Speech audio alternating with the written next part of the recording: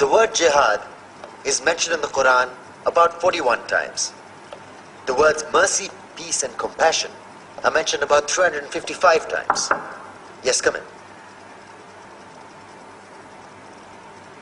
Come on in, Riaz. Sit down, please.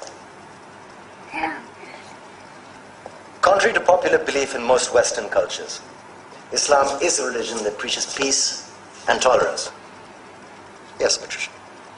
If Islam truly is a religion that preaches peace, then how come the world's most troubled spots, the West Bank, Afghanistan, Pakistan, Iraq, they're all plagued with Islamic terrorism? Well, that depends on your definition of terrorism. Some might argue that the U.S. invasions of countries like Iraq and Afghanistan are also acts of terrorism. No, those were acts of war to get rid of despotic regimes. Or means of getting at a country's oil.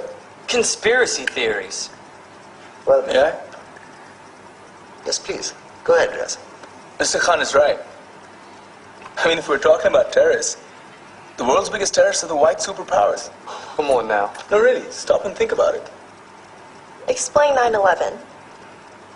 Okay. Do you know how many people died in the Twin Towers strike? Around 3,000. And do you have any idea how many people died in the bombing of Afghanistan? Take a wild guess. More than 15,000 people died. And that's just conservative figures. About 50,000 tons of explosives were dropped on innocent civilians.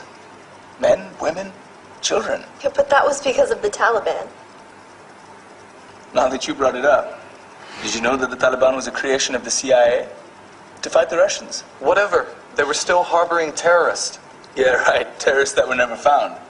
Just like the weapons of mass destruction that were never found in Iraq. Do you want to get into the death toll in Iraq? 500,000 civilians and counting. And what do Britain and America say when they don't find these weapons? It's simple. They just say sorry.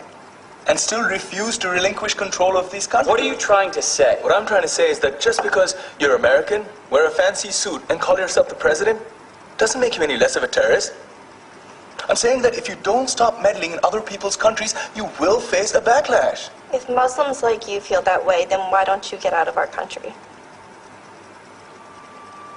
We will. As soon as you promise to leave ours.